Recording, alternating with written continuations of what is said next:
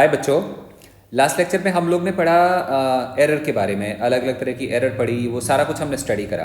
But ये chapter कुछ ऐसा है कि इसमें हल्की सी प्रैक्टिस और रिक्वायर्ड होती है। बहुत बार हमें सिग्निफिकेंट फिगर का समझ में नहीं आता कि कैलकुलेशन के टाइम पे किस हिसाब से देखना है।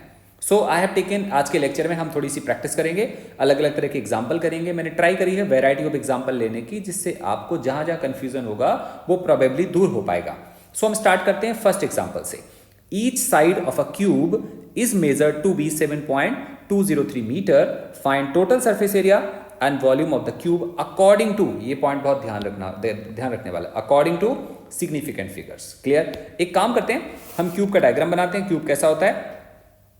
तो क्यूब ऐसा है, हम सब जानते हैं। वैसे एक क्यूब में कितने सरफेस होते हैं? एक क्यूब में होते हैं 6 सरफेसेस। अगर कोई हमसे बोले टोटल सरफेस एरिया निकालना है तो हमने कितने साइड्स का निकालना पड़ेगा? 6 की 6 साइड्स का निकालना, या 6 के 6 सरफेसेस का निकालना पड़ेगा। एक और चीज़ ध्यान से देखो, ये कितना डिस्टेंस, ये कितना लेंथ है? 7.203। ये भी कितना लेंथ है? 7.203। तो एक सरफेस एरिया कितना आएगा? एक सरफेस एरिया आएगा बेटा 7.203 इंटू 7.203, इतने के बराबर आएगा एक सरफेस का एरिया। बट ऐसे ऐसे कितने सरफेस एरिया है? ऐसे ऐसे हैं 6, तो हम ऐसे कर देंगे। अब सुनो, जब हम चीजों को मल्टीप्लाई करते हैं तो फाइनल आंसर आता है according to minimum number of significant figures. ध्यान रखना बेटा, क्या बोला मैंने? Minimum number of significant figures. इसमें कितने सिग्निफिकेंट फिगर हैं? 4। इसमें कितने हैं? 4। इसमें कितने हैं? 1। तो फाइनल आंसर आना चाहिए 1 सिग्निफिकेंट फिगर में, बट वो 1 में नहीं आएगा क्योंकि ये 6 है। और 6 कैसा नंबर है? 6 एब्सोल्यूट नंबर है। ध्यान रखना, 6 का मतलब ये नहीं है कि ये 6.1 हो सकता है। 6 का मतलब जैसे हम इंटीजर बोलते हैं 1 2 3 4 5 6, 6 का मतलब एग्जैक्ट 6 होता है। इसलिए ऐसे वाले नंबर्स के सिग्निफिकेंट फिगर्स तो इनफाइनाइट होंगे, तो ये मिनिमम नहीं है। This is not just 1 significant figure. इसको तुम 6 भी लिख सकते हो, 6.00000000 भी लिख सकते हो। तुम श्योर हो गए ये 6 है, इसका मतलब ये 6 ही है। We have taken it as number, not from calculation. इसलिए सिग्निफिकेंट फिगर्स के नंबर इस पे डिपेंड बेटा नहीं करेंगे। किस पे डिपेंड करेंगे? इस पे और इस पे। इसमें कितने हैं? 4। इसमें कितने हैं? 4। तो फाइनल आंसर में कितने आएंगे? 4 आएंगे। और तुम सब लोग बहुत समझदार हो, तुम तो कैलकुलेशन बड़े आराम से कर सकते हो। कैलकुलेशन करो, कैलकुलेटर उठाओ जल्दी से।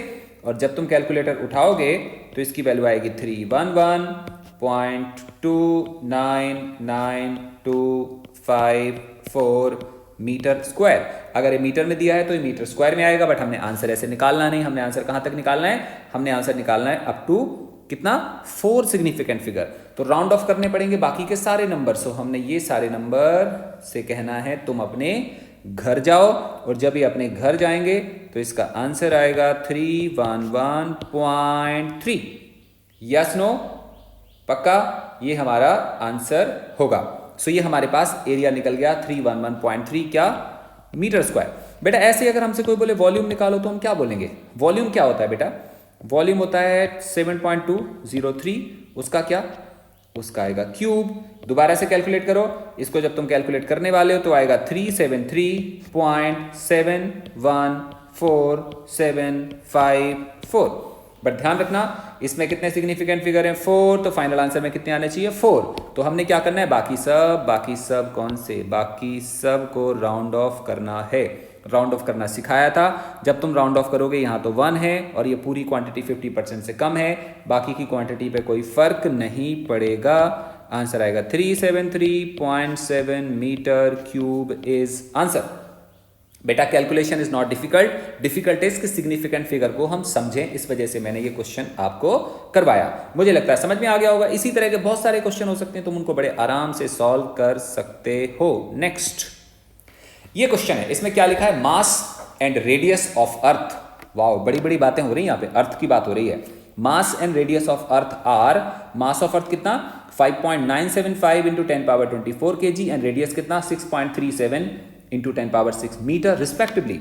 Calculate average earth density to correct significant figures. अब ध्यान से समझो तुम। अब ध्यान से क्या समझने की जरूरत है हमें, कि हम सबसे पहले तो बात करेंगे रेडियस की, सबसे पहले हम बात करेंगे मास की। तो मास कितना है? 5.975 इंटू 10⁻24। आपको पता कितने सिग्निफिकेंट फिगर्स हैं? 4। कैसे पता? क्योंकि जो पावर्स हैं उससे सिग्निफिकेंट फिगर पे कोई फर्क नहीं पड़ता। अगर आप 10⁻24 को ओपन भी कर दोगे ना तो पता क्या आएगा? तो आएगा 597500000 लगाते जाओ जीरो। तुम्हें पता है कितने लगाने हैं। तुम्हें मालूम है कि नॉन जीरो के बाद के जो जीरो आते हैं वो सबके सब नॉन सिग्निफिकेंट होते हैं। तो अगर पावर हटा भी दोगे तब भी सिग्निफिकेंट फिगर पे कोई फर्क नहीं पड़ेगा। बेटा समझ आया? नहीं आया तो पीछे वाले रूल्स पढ़ो, तुम्हें सब समझ में आ जाएगा। अल्टीमेटली इसमें कितने सिग्निफिकेंट फिगर हैं? 4। हम बहुत सही जा रहे हैं अभी। क्लियर?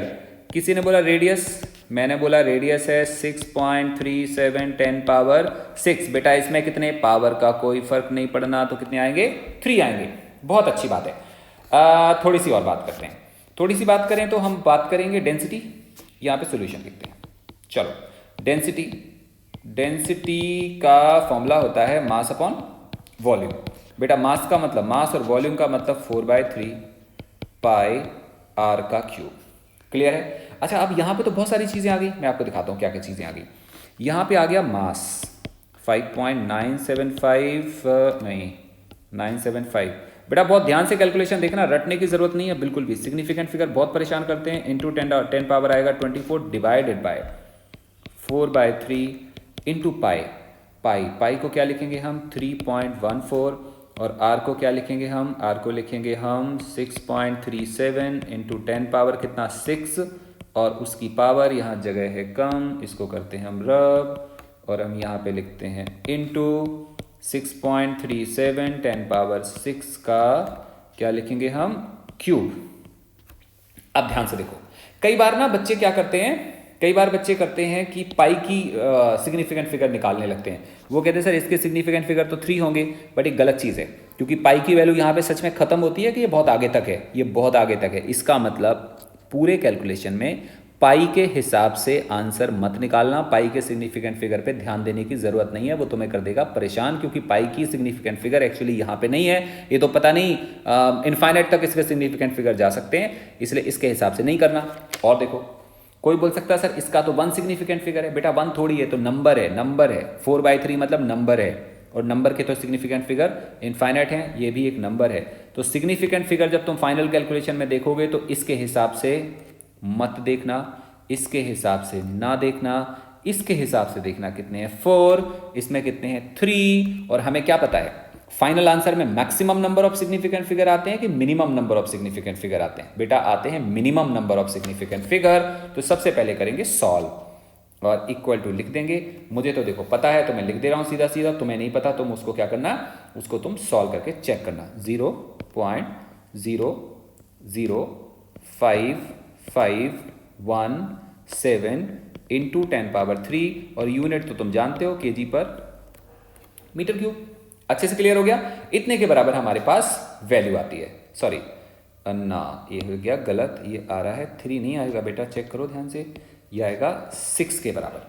अच्छा ऐसा करते हैं, वो थोड़ा सा हम कुछ जीरो बीरो इधर उधर करते हैं, और क्या लिखते हैं हम?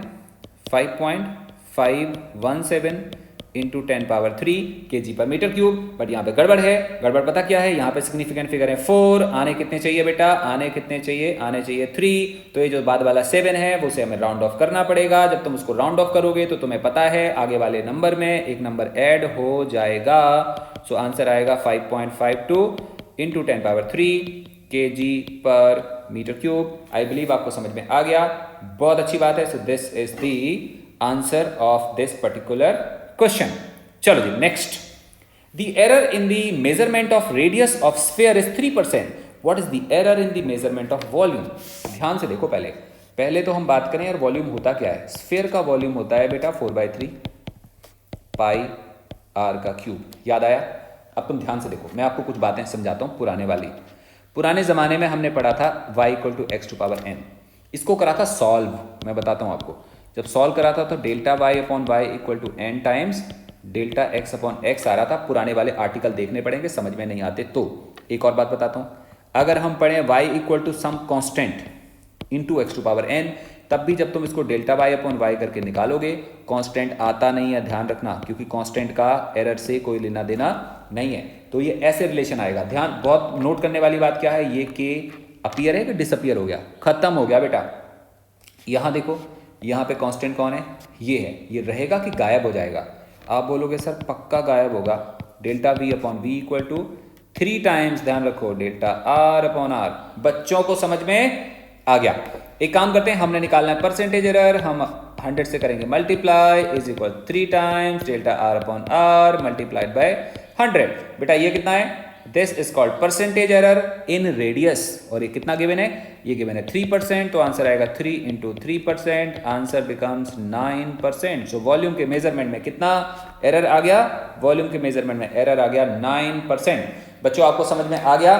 ध्यान से देखते चलो। ये एक्चुअली एग्जाम्पल मैंने अलग अलग बुक से लिए हैं, इस बात को ध्यान में रखें कि अगर आपके एग्जाम में क्वेश्चन आएंगे तो इन्हीं में से आएंगे। हाँ, वो बात अलग है, डेटा बदल सकता है, थोड़ा बहुत ऊपर नीचे हो सकता है, बट क्वेश्चन का टाइप बिल्कुल सेम डिट्टो यही आएगा, इसलिए टेंशन लेने की जरूरत नहीं है। अगला question, length, breadth and height of a rectangular block of wood were measured to be L equal to this much, L equal to this much, B equal to this much and H equal to this much। तुम्हें सब दिख रहा है यार, ध्यान से देखो, तुम तो बहुत समझदार हो। ये L है, हाँ सर, ये डेल्टा L, ये B, ये डेल्टा B, ये H, ये डेल्टा H। Very good. उसने क्या बोला? Percentage error. तो तुम क्या बोलोगे? तुम बोलोगे सर हमें समझ में आता है कि किसी रेक्टेंगल का रेक्टेंगुलर ब्लॉक है, ब्लॉक में कितने डायमेंशन होंगे? मुझे तुम्हें दिखा देना चाहिए ऐसे,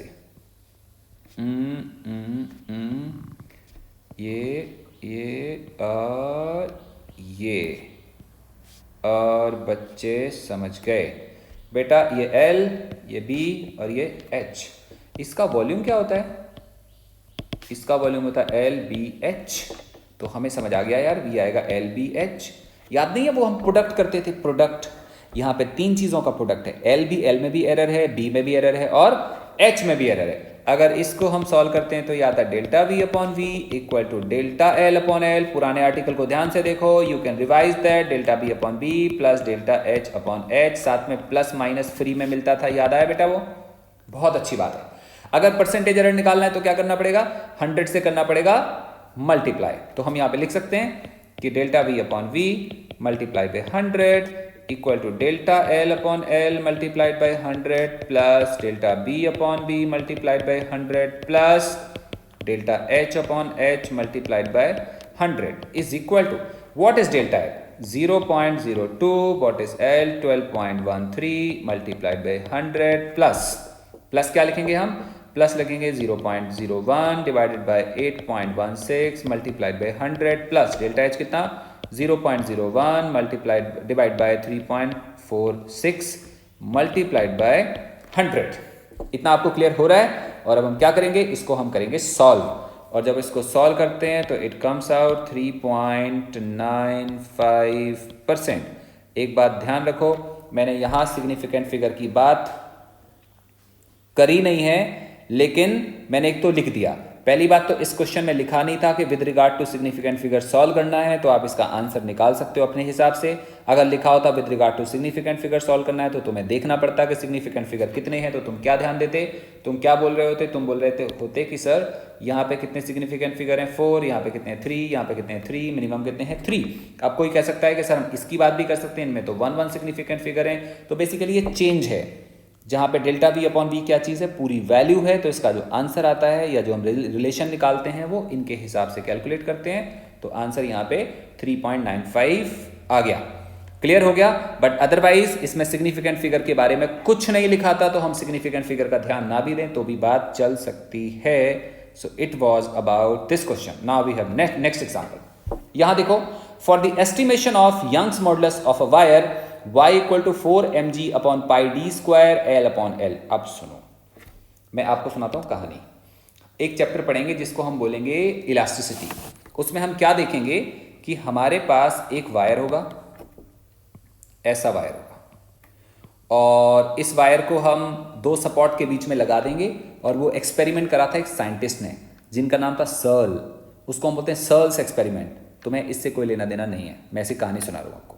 फिर हम क्या करते हैं? इस वायर पे एक्सपेरिमेंट करते हैं, इस वायर का मास कैलकुलेट करते हैं। वायर को बेसिकली हॉरिजॉन्टल नहीं रखते, वायर को कैसे रखते हैं? वर्टिकल रखते हैं। चलो एक काम करते हैं, एक्सपेरिमेंट को प्रॉपर करते हैं। इस वायर को हम ऐसे रखते हैं और वायर अपने वेट की वजह से, वायर में मास है ना तो वायर में वेट होगा, वेट की वजह से थोड़ा खिंचना शुरू होता है। इसको हम यहाँ पे ऐसे ऐसे कुछ कर देते हैं, क्लियर है। तो जहाँ पे एम क्या दिया है, वायर का मास, जी हम जानते हैं, डी का मतलब क्या चीज़ है, डायामीटर। किसका डायामीटर है, ये डायामीटर है इसका, ये वाला डायामीटर, क्लियर है, ये डायामीटर है। एल क्या चीज़ है, एल दिया हुआ है लेंथ, और स्मॉल एल का मतलब क्या है, स्मॉल एल का मतलब है चेंज इन लेंथ। क्या बोला मैंने, small L is change in length, मतलब एल बेसिकली ये होगा, बट जब वायर को लटकाओगे, वायर में खूब सारा मास होगा तो वो अपने मास की वजह से खिंच जाएगा। तो स्मॉल एल का मतलब हुआ, ध्यान से सुनो, this is length of wire, this is change in length, this is mass, this is diameter and it is acceleration due to gravity. अब सवाल ये होता है निकालना क्या है, तो इसने क्या लिखा है, for the estimation of Young's modulus of a wire y equal to 4 mg upon pi d square L upon L. Following observations were taken as L equal to as इसकी जरूरत नहीं है, as L equal to 2.890। अब समझो, आप ध्यान से समझना, हम सोल्यूशन कर रहे हैं बेटा। अगर L की वैल्यू 2.890 होगी तो इसमें एरर भी तो आएगी कुछ मेजरमेंट में, और आपको बताया था मैंने, अगर एरर गिवन होती है तो बहुत अच्छा, अगर एरर गिवन नहीं है तो जो लास्ट डिजिट आती है उसको हम क्या मानते हैं, अनसर्टेन। गलती होने के चांसेस स्टार्टिंग के 3 डिजिट में नहीं है, गलती होने के चांसेस किसमें, 4th डिजिट में है। तो जिसको हम डेल्टा एल नाम दे रहे हैं वो पता कितना आएगा, वो आएगा 0.001, क्योंकि गलतियां कितनी होंगी, ज्यादा से ज्यादा 1 डिजिट की हो सकती हैं, और वो भी किसमें, वो भी लास्ट में। इतना आपको समझ में आ गया, बहुत अच्छी बात है। अच्छा, स्मॉल एल कितना दिया बेटा, स्मॉल एल दिया है 0.087, और इसमें डेल्टा एल कितना आएगा, अगेन गलती के चांसेस कौन सी डिजिट में है, लास्ट डिजिट में है, तो वैल्यू कितनी आएगी 0.001। बहुत सही जा रहे हैं हम लोग, चलो अच्छी बात है बेटा। एम की वैल्यू कितनी गिवन है, एम की वैल्यू गिवन है 3.00। गलती के चांसेस लास्ट डिजिट में बेटा डेल्टा एम कितना आएगा 0.01, लास्ट डिजिट में गलती के चांसेस हैं। अच्छा, डी की वैल्यू कितनी आ रही है, डी की वैल्यू आ रही है बच्चा 0.082। अगेन डेल्टा डी, एरर भी तो होगी, और वो कौन से वाले डिजिट में आएगी 0.001। डेसिमल के थर्ड प्लेस पे आएगी ना, डेसिमल के थर्ड प्लेस पे 1 प्लेस 2 प्लेस, ऐसे 1 प्लेस 2 प्लेस थर्ड प्लेस, तो यहाँ पे थर्ड प्लेस पे, यहाँ पे 1 प्लेस 2 प्लेस थर्ड प्लेस, इस पे गलती है तो ये यहाँ पे आ गया। तो ऐसे करके हमने वैल्यूज को कैलकुलेट कर लिया। तो गई हाँ, एक और बात, जी लिखा ना, जी, तो जी लिखा हुआ है, जी लिखा है 9.81। तो आप बोल सकते हो, आप ऐसा बोल सकते हो कि सर डेल्टा जी आना चाहिए 0.01, बट इसका आंसर पता क्या होगा, इसका आंसर ये होगा कि हमने एल को मेज़र करा, एम को मेज़र करा, और स्मॉल एल को भी मेज़र करा, डायमीटर मेज़र करा, जी हमने मेज़र नहीं करा। अब जब मेज़र नहीं करा तो उसमें एरर लेने की ज़रूरत नहीं है, तो हम क्या बोलेंगे, we do not consider g for error. Error को कैलकुलेट करने के लिए हम जी को कंसीडर करने वाले नहीं है। ये मतलब जो लिखा हुआ है मैंने ऐसे लिख दिया, मतलब ये हमारे किसी काम का नहीं है। क्लियर हुआ, हम बोलेंगे हमने जी को मेजर ही नहीं करा तो एरर आने का कोई मतलब बनता नहीं है। बहुत ही बढ़िया बात है। अब हम लिखाते हैं फॉर्मूला, ध्यान से देखो बेटा, यहाँ ध्यान से देखना, हमारे पास लिखा हुआ है y इक्वल टू, हमारे पास लिखा है बेटा y इक्वल टू क्या लिखा है 4mg upon pi d square L by L. ध्यान से देखो, इसमें कोई एरर नहीं, इसमें कोई एरर नहीं कंसीडर करना, इसमें भी नहीं कंसीडर करना। सो बेसिकली ये किस में कन्वर्ट हो जाएगा, ये कन्वर्ट हो जाएगा के मतलब कांस्टेंट, एम जी लेना नहीं है, capital L, d raise to power -2 और एल रेज टू पावर -1। और जब हम निकालेंगे डेल्टा वाई अपॉन वाई, याद करो आप, इज इक्वल टू के तो आएगा नहीं, तो यहाँ पे क्या आएगा delta M upon M plus delta L upon L plus, वैसे तो कैलकुलेशन के हिसाब से d की पावर -2 है तो यहाँ माइनस आना चाहिए, लेकिन एरर कभी भी सब्ट्रैक्ट नहीं होती, याद है, तो हम हमेशा क्या लेते हैं, प्लस लेते हैं। ऐसे सिमिलरली l की पावर -1 है तो माइनस आना चाहिए, लेकिन एरर में माइनस लेते नहीं है, तो ये आएगा ऐसे। बच्चों को समझ में आ गया। और अगर हम बात करेंगे परसेंटेज की, तो दोनों तरफ 100 से मल्टीप्लाई, तो बेटा यहाँ भी कितना आ जाएगा 100 से मल्टीप्लाई। बहुत अच्छी बात है। डेल्टा एम और एम की वैल्यू डालेंगे, वो सारा कुछ लिखा हुआ है पीछे, तो क्या आ जाएगा वैल्यू 0.01 डिवाइडेड बाय कितना 3.00 प्लस डेल्टा एल कितना, सेम वैल्यू जो अभी अभी मैं बात कर रहा था, डेल्टा एल की वैल्यू कितनी थी 0.01 0.00 यस 0.00 था, परफेक्ट है। सो 0.001 डिवाइडेड बाय क्या लिखेंगे हम लोग 2.890 प्लस 2 टाइम्स लिखेंगे ना, और 0.001 डिवाइडेड बाय कितना 0.082 प्लस ये डेल्टा एम था, डेल्टा एल आ गया, और अभी लास्ट में रह गया डेल्टा स्मॉल एल, तो ये कितना आएगा 0.001 डिवाइडेड बाय क्या लिखेंगे हम 0.087, और फिर सबके साथ क्या करेंगे मल्टीप्लाइड बाय 100। ओके बेटा, तो हम इसको जब सॉल्व करते हैं, सॉल्व करने के बाद हमारे पास वैल्यू निकल के आती है कितने के इक्वल, 100 से मल्टीप्लाई करके प्रॉपर वैल्यू निकालेंगे तो वैल्यू निकल के आती है 3.95%। This is the answer. I hope आपको समझ में आ गया होगा। ये डिफरेंट वैरायटी ऑफ प्रॉब्लम थे, इसके अलावा इसके अलावा और कोई वैरायटी नहीं आती। जितना मैंने करवाया अगर आप ढंग से कर लोगे, इससे रिलेटेड न्यूमेरिकल का डेटा बदल सकता है, बट प्रॉब्लम का टाइप यही रहने वाला है। एक और टाइप आता है, लास्ट टाइप में आपको करवाने वाला हूं, और वो है ये 2 resistors R1 equal to this value, R2 equal to that value are connected in parallel. आपको याद है मैंने आपको सीरीज वाला करवा दिया था, अभी हम किसको करने वाले हैं, अब हम पैरेलल करने वाले हैं। फाइंड इक्विवेलेंट रेजिस्टेंस, ये बहुत बहुत इंपॉर्टेंट है, इसको हम क्या लिखेंगे वेरी वेरी इंपॉर्टेंट। ठीक है, इसको बहुत ध्यान से करना, क्योंकि ये ना बड़ा कंफ्यूजिंग सा है, समझ में नहीं आता बच्चों को। तो तुम बोलोगे सर देखो R1 दिया हुआ है कितना 4 प्लस माइनस 0.5, मैंने कहा ठीक है। व्हाट इज दिस 4 क्या चीज है, व्हाट इज दिस रेजिस्टेंस, और ये क्या है एरर। अच्छा, फिर किसी ने बोला R2 equal to 16 plus minus 0.5, so what is this resistance and what is this error. एक काम करते हैं, पैरेलल का मतलब क्या होता है, पैरेलल का मतलब होता है ऐसे कुछ, याद करो, अभी अभी तो 10th पास किया तुम लोगों ने, और मुझे लगता है तुम सब नए बढ़िया बढ़िया मार्क्स लेने वाले हो। ये R1 है और ये R2 है, तो R इक्विवेलेंट कैसे निकालते हैं, 1/R equal to 1/R1 plus 1/R2। बेटा समझ आ गया।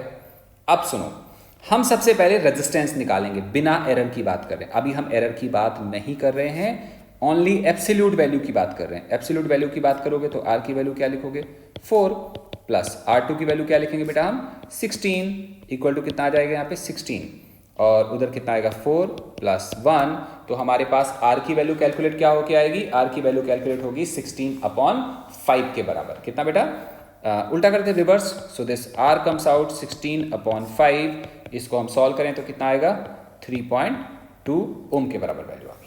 क्लियर हुआ। ध्यान से देखो, यहाँ पे हमने सिग्निफिकेंट फिगर के हिसाब से अभी नहीं करा, अगर सिग्निफिकेंट फिगर के हिसाब से करते तो इसमें कितना है 1, इसमें कितना है 16, तो आंसर कितना आना चाहिए था लास्ट में 1 सिग्निफिकेंट फिगर, बट हमने कितने निकाले हैं 2 निकाले हुए हैं। अगर आप बुक्स में देखोगे तो किसी भी बुक वालों ने भी बिल्कुल ऐसे ही कर रखा है, एग्जैक्टली सेम करा है, क्योंकि उन्होंने with regard to significant figure नहीं करा। यहाँ पे 3.2 वैल्यू हमने निकाल ली है और ये आंसर आ गया। तो बेटा ये रिलेशन आ गया। अब हम क्या करेंगे, अब हम बेटा क्या करेंगे, इस रिलेशन की हेल्प से हमें निकालना है डेल्टा आर। देखो हमने आर तो निकाल लिया, हमें डेल्टा आर निकालना है। अब मैं एक बात आपसे बोलना चाहूंगा कि इस एक्सप्रेशन को आगे मैं डील करने वाला हूं, लेकिन इसका प्रॉपर जो रिलेशन है कहाँ से आया आज की डेट में आपको प्रॉपर समझ में नहीं आएगा। अभी मैं आपको पढ़ाऊंगा कैलकुलस, जिसमें पढ़ाऊंगा डिफरेंशिएशन, उसके बाद आपको ढंग से समझ आएगा। तब तक पता आपने क्या करना है, इसका जो मैं रिलेशन लिखने वाला हूँ आपने उसको फॉर द टाइम बीइंग याद कर लेना है, फॉर द टाइम बीइंग, जब तक मैं डिफरेंशिएशन नहीं पढ़ा रहा।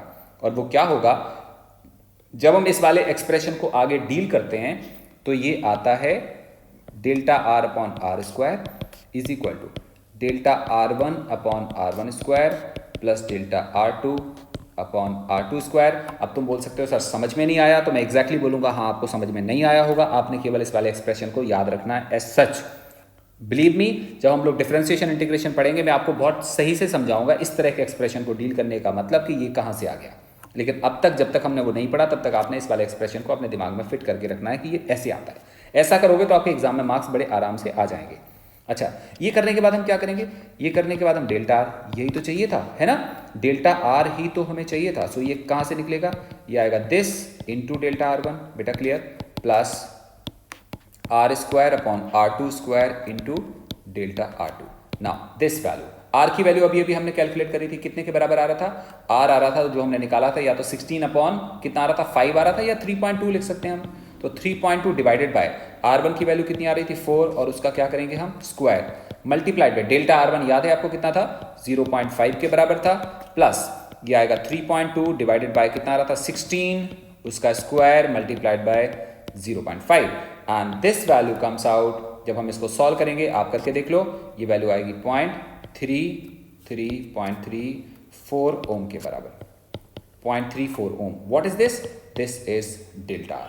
तो अगर कोई हमसे बोले कि सर आंसर बताओ, तो आंसर क्या निकल के आएगा? आंसर आएगा बेसिकली, आंसर तो इस फॉर्म में लिखते थे ना हम, R plus minus delta are.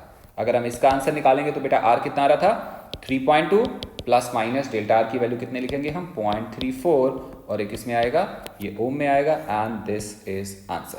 So it was all about complete practice of error. इसके साथ साथ बेटा आपने एनसीईआरटी पढ़नी है, बिकॉज हम कितना भी लेक्चर अच्छे से कवर करते हैं ना, फिर भी कुछ लाइंस ऐसी होती हैं जो रह जाती हैं, जो आप बुक से पढ़ेंगे तो आपको थोड़ा सा और क्लियर होती हैं।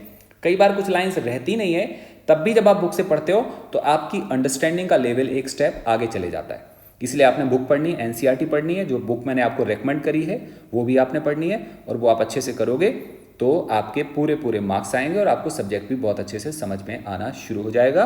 सो thank you so much, bye bye बेटा, हैव फन।